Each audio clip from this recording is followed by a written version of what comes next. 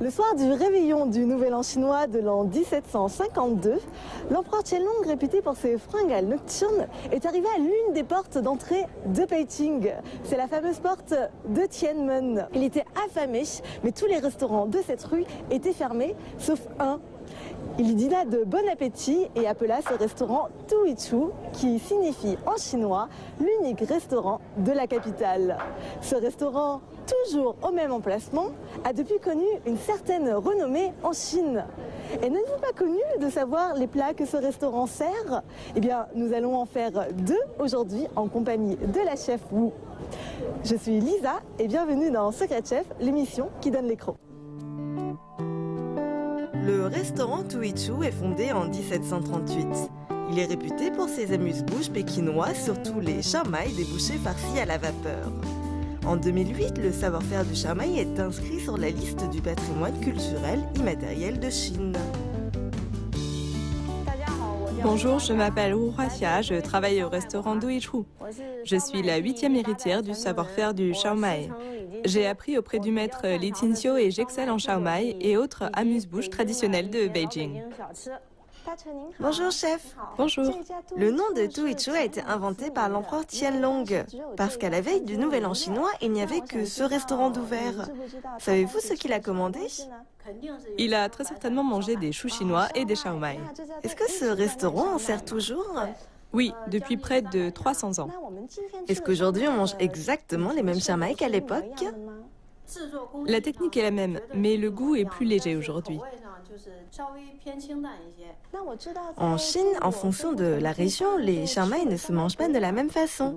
Par exemple, dans la province du Jiangsu, on fait des charmailles au riz glutineux, ou dans la province du Guangdong, on fait des charmailles à la crevette. Alors, quel type de charmailles allons-nous préparer aujourd'hui? Aujourd'hui, nous allons réaliser des shaomai du Nord. Les shaomai que vous avez dit sont les shaomai du Sud. Leurs pâtes sont réalisées avec de l'eau chaude et leurs farces tendent vers le sucré, tandis que les shaomai du Nord sont salés et frais. De plus, leurs pâtes sont faites avec de la farine mélangée à de l'eau froide. Je vois qu'il y a beaucoup d'ingrédients présentés devant nous. Pouvez-vous nous les présenter? Oui, ce sont les ingrédients de la farce. Voici la sauce soja, les poireaux hachés, l'huile de sésame, les 5 épices, l'huile de poireau, la sauce fermentée de soja, de l'huile de cuisson, de l'essence de poulet, de la poudre de clavalier, du sel et du bouillon. Qu'est-ce qu'il y a dedans? C'est un bouillon de poulet, de canard, d'os de porc, de poireaux et de gingembre. Bien, la première étape, c'est donc la farce. Tout à fait. D'abord, on ajoute de l'essence de poulet, un peu de 5 épices car son goût est très fort. Après, on met de la poudre de clavalier pour assaisonner. Un peu de sauce fermentée de soja que nous avons cuite au préalable. Pour presque 1 kg de farce, on ajoute 2 cuillères. 2 grandes cuillères. Il faut que l'on mélange. Toujours dans un même sens. Tout à fait. Comme ça, la farce sera plus goûteuse. Il ne faut pas mélanger dans tous les sens, sinon la farce n'aura plus de consistance. Je vois. C'est bien mélangé. C'est homogène. On va ajouter... Quel ingrédient? Celui-ci. La sauce de soja légère? Oui. Une grande cuillère. Merci.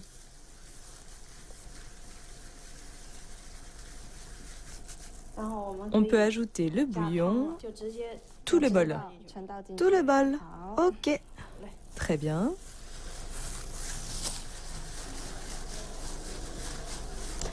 Et quand est-ce qu'on ajoute le poireau? Quand on a bien mélangé tous les autres ingrédients, on peut le rajouter à la fin, comme ça son goût est plus frais. C'est un peu comme les galettes de bœuf que nous avons fait la dernière fois. Et aujourd'hui, la farce qu'on réalise, c'est une farce de viande de porc hachée avec du poireau. C'est une farce chinoise assez classique. Vous pouvez également l'utiliser dans les brioches salées ou les raviolis chinois, c'est délicieux également. Chef, pourquoi est-ce que vous avez ajouté autant de bouillon? Parce que la viande que l'on a utilisée est davantage maigre. Si on n'ajoute pas assez de bouillon, sa texture sera plus sèche. Et bon voilà, n'hésitez pas à mettre un peu plus d'eau ou de bouillon dans vos farces pour les rendre encore plus juteuses et goûtues.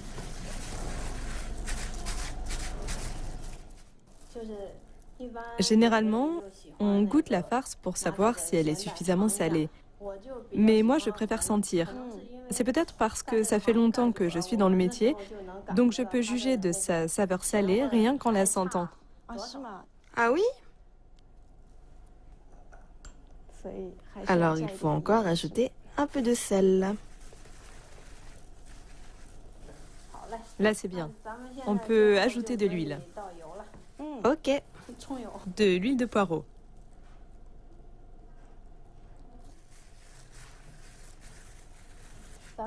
À la fin, c'est l'huile de sésame.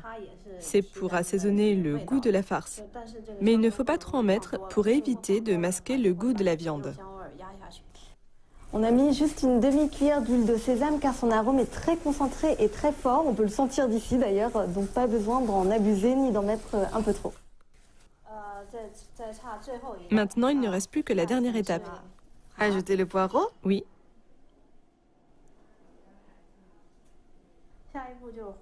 Ensuite, on va faire la pâte.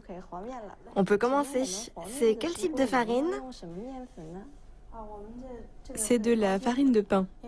Pour étaler la pâte plus finement et créer un rebord en dentelle, il faut utiliser de la farine riche en gluten pour que la pâte garde bien sa consistance. Et aujourd'hui, nous allons utiliser 2 types de farine apparemment. Oui, dans l'un de ces bols, on trouve de la farine précuite. On va l'utiliser pour confectionner la pâte. Lorsqu'on les déguste, les shaomai sont couverts de farine. Certains pensent que c'est de la farine crue, mais en fait, on la fait cuire à la vapeur au préalable. Et ça, c'est de l'eau tiède? C'est de l'eau froide. Ah bon? Oui, il faut ajouter l'eau petit à petit.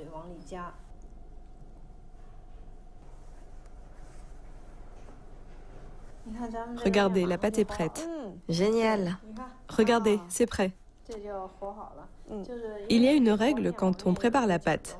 C'est la règle des 3 propretés. Les mains sont propres, le bol est propre et la pâte est propre. C'est donc ça les 3 propretés. La pâte est réalisée, il faut la laisser reposer un petit peu. Comme sa teneur en gluten est assez riche, il faut la laisser reposer pour bien l'étaler. Il faut la laisser reposer combien de temps? De 30 à 40 minutes. Je profite de ce moment pour vous présenter les différents outils. Ok. Ça, c'est l'outil indispensable pour confectionner l'enveloppe des shaomai. Il s'agit d'un rouleau à pâtisserie amovible. Quand on étale l'enveloppe avec, elle suit le mouvement du rouleau. Si vous ne faites pas attention, vous ne verrez pas que le rouleau bouge.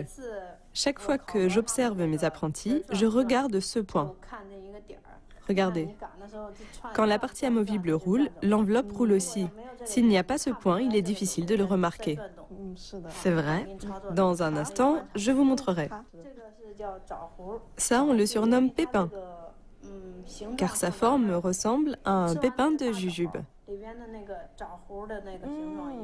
Son avantage est qu'il facilite la préparation de l'enveloppe. Le rouleau classique est de la même taille tout du long, et il est difficile de concentrer sa force au milieu. Mais en utilisant cet outil, comme son milieu est plus gros, c'est plus facile. Voilà, la pâte a reposé pendant presque 40 minutes. Maintenant, on peut commencer à faire l'enveloppe. Très bien.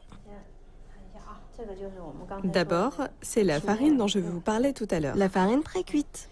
Oui, il faut aplatir la pâte.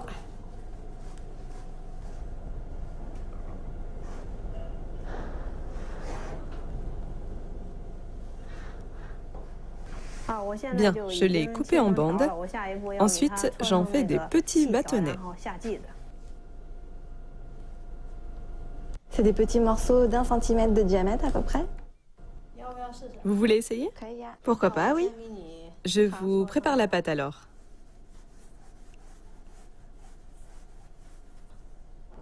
Tiens.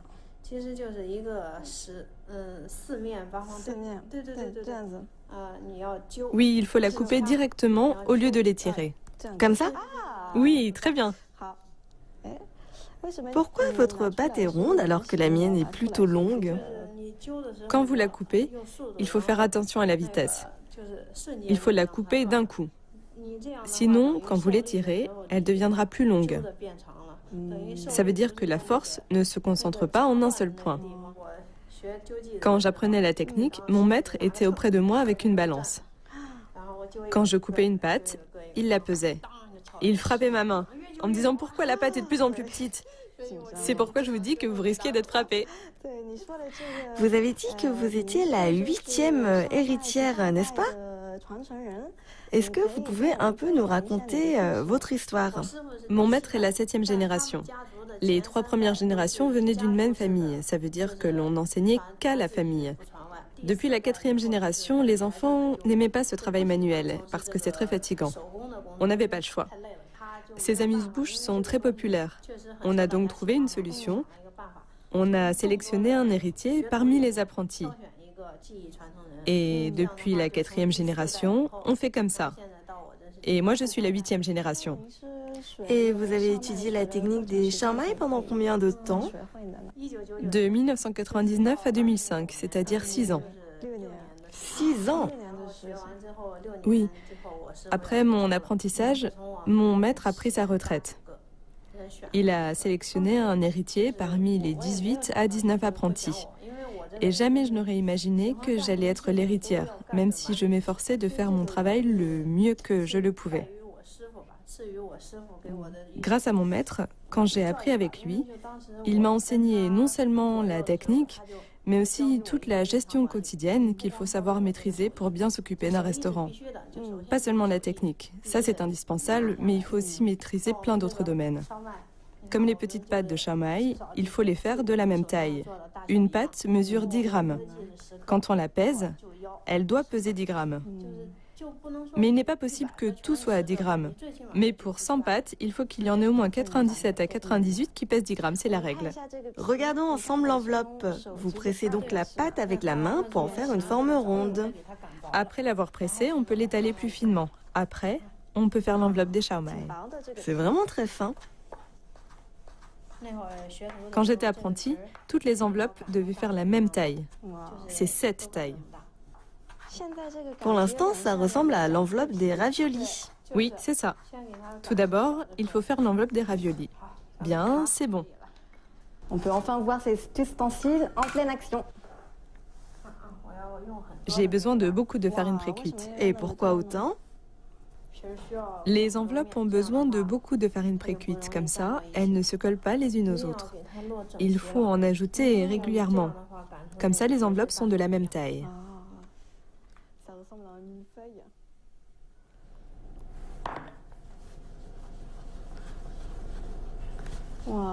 Ce geste est très rapide. Pour l'instant, je ne vois rien, tout est dans la farine, mais j'ai l'impression qu'on voit déjà quelque chose qui ressemble à des pétales de fleurs. C'est fait. C'était très rapide.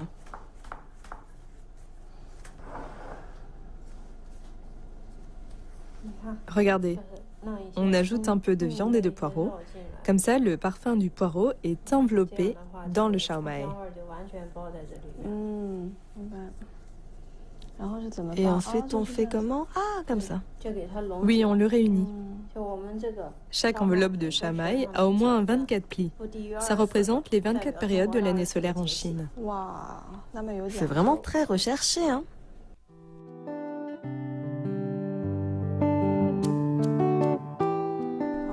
Les Shaomai sont faits.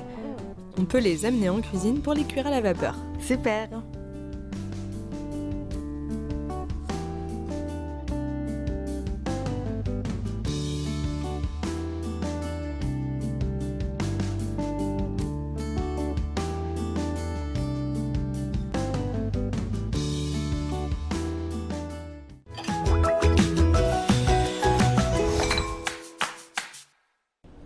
Je m'appelle Wu Huaxia, je travaille au restaurant de Hechu où je suis la 8e héritière du savoir-faire du Shaomai. J'ai appris auprès du maître Li Qinqiu et j'excelle en Shaomai et autres amuse-bouches traditionnelles de Beijing. Bonjour, quel est le second plat du jour? Un triangle frit. J'ai déjà goûté au triangle au sucre. C'est sucré, c'est farci avec de la cassonade. Moi aussi. Ah, vous aussi. Et la recette d'aujourd'hui sera-t-elle sucrée ou salée? Je ne vous le dévoile pas tout de suite, devinez. Eh bien, je vois devant nous de la viande de porc, des anis étoilés. Je crois bien que ce sera salé. Vous avez bien deviné. Est-ce que vous pouvez nous présenter tous les ingrédients, s'il vous plaît? Oui, on va commencer dans ce sens. Du poivre moulu, de l'essence de poulet, de l'huile de cuisson, du poivre du Sichuan, de l'anis étoilé, des champignons, de la viande de porc, de la sauce fermentée de soja, de la sauce de soja, des châtaignes d'eau et du poireau. Le triangle frit est-il un amuse-bouche pékinois? Oui, exact. C'est devenu populaire en même temps que les shaomai. Je suis allée dans pas mal de restaurants, mais je n'ai jamais vu cet amuse-bouche. Oui, parce qu'il est saisonnier. On ne peut le confectionner qu'en hiver. Pendant l'été et les autres saisons, ce n'est pas la bonne période. Et pourquoi cela? Pour des raisons précises que je vais vous dire dans un instant. Super! On peut donc commencer? Oui. Tout d'abord, on va utiliser deux types de pâtes. La première est faite de farine mélangée à de l'eau froide. Et la seconde est préparée avec de la farine et de l'eau chaude. On commence par la pâte à l'eau froide. Ok. Et il s'agit donc du même type de farine? Oui, c'est ça. On a juste divisé en deux pour préparer la pâte. Quand on fait la pâte avec de l'eau froide, il faut ajouter un peu d'huile. Et pour la pâte avec de l'eau chaude, on ne rajoute rien. Après, on mélange les deux pâtes ensemble pour confectionner les enveloppes. On a réalisé des shaomai avec de la farine de pain. Oui, et pour les triangles, on utilise de la farine tout usage. On ajoute l'huile et on mélange. On va bien mélanger. Et ensuite, on va ajouter l'eau petit à petit. Oui, il faut bien mélanger l'huile et la farine. Après, on ajoute de l'eau.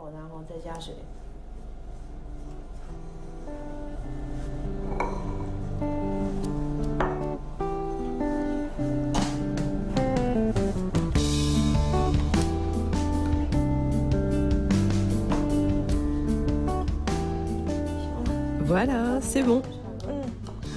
Il faut laisser reposer la pâte. Maintenant, on peut faire la pâte à l'eau chaude. On a besoin d'eau bouillante.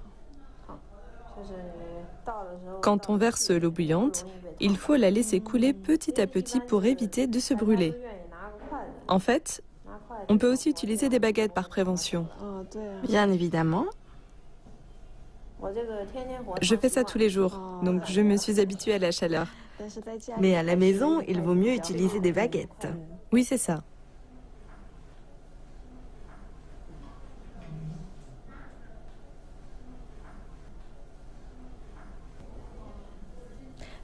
Et tout au début, vous trouviez que ça brûlait? Au début, je n'osais pas faire la pâte avec les mains. J'utilisais aussi des baguettes. C'est bon. Maintenant, je vais mélanger les deux pâtes ensemble.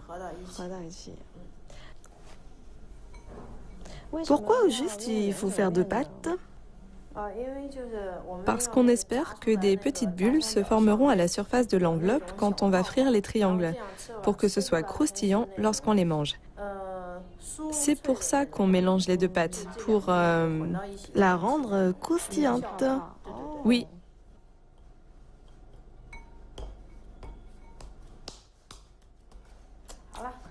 Voilà. Il faut laisser la pâte reposer plus d'une demi-heure. On met la pâte de côté et on va préparer la farce. Je verse tout d'abord de l'huile de cuisson, puis des anis étoilés et des poireaux.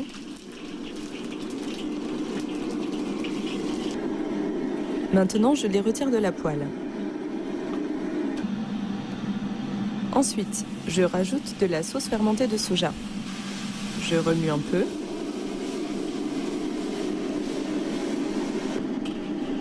Et je la retire. Je mets maintenant de la viande de porc haché, des champignons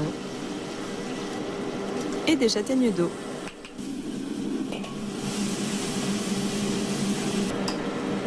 Et enfin de la sauce soja.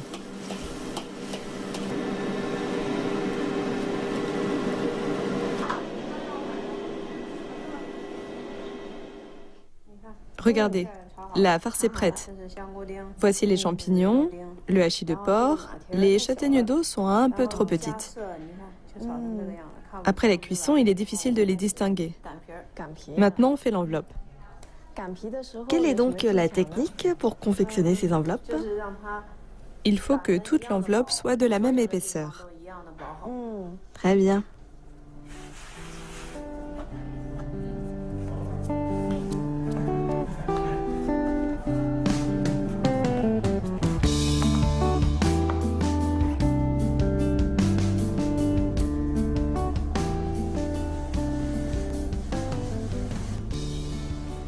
Regardez.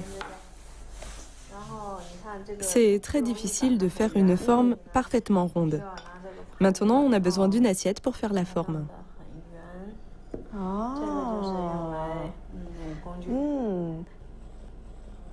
C'est une bonne astuce. Elle utilise un couteau qui ressemble d'ailleurs au couteau du beurre.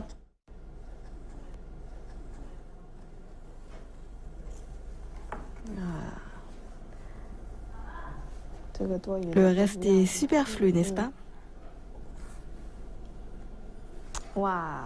Ah oui, c'est vraiment très rond. Et comment on fait pour passer d'une forme ronde à une forme triangulaire? Il suffit de la couper en deux au milieu. Après, on pourra faire un triangle.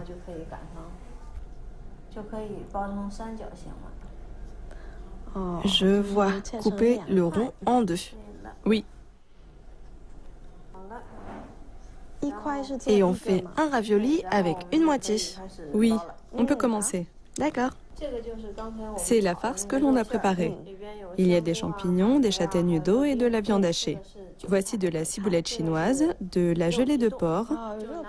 Et en fait, on fait cuire de la peau de porc jusqu'à ce qu'elle fonde et une fois refroidie, ça devient de la gelée. Ça, c'est pour sceller l'enveloppe. Ça a la fonction de colle. Ça marche aussi avec de la bouillie de riz ou de nouilles.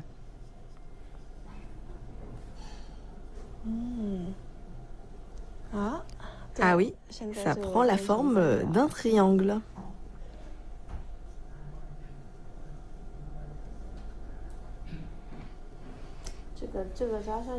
Comme on doit mettre de la gelée, la difficulté, c'est que lorsque l'on va chauffer, ça va se transformer en liquide. Il faut donc bien serrer l'enveloppe. Il suffit qu'il n'y ait qu'une fissure pour que le jus risque de couler. De s'en échapper. C'est une super bonne astuce d'utiliser cet ingrédient. Vous pouvez également les mettre dans les raviolis chinois pour leur donner un peu de jus. Maintenant, on va mettre la farce.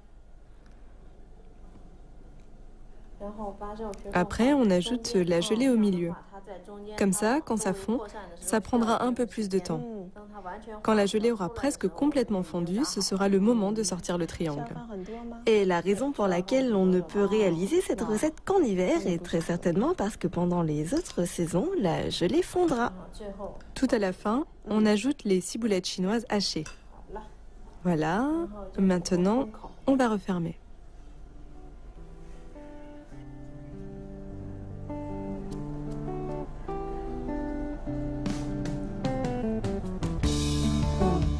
Il faut vraiment bien sceller.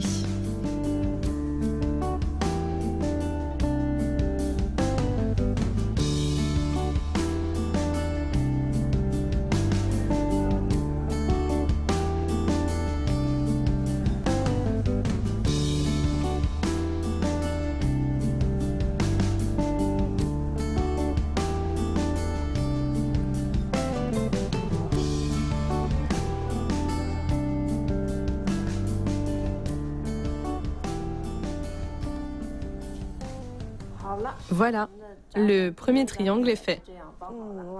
C'est vraiment très beau. Et il vous a fallu combien de temps pour maîtriser cette technique? 2 ans. Vous n'avez appris que cela pendant 2 ans.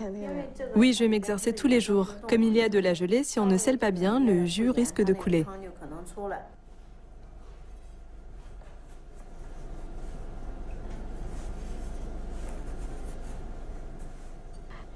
Et ensuite, on fait quoi? On peut aller les frire. Et ensuite, on passe à la dégustation. Super, allons-y.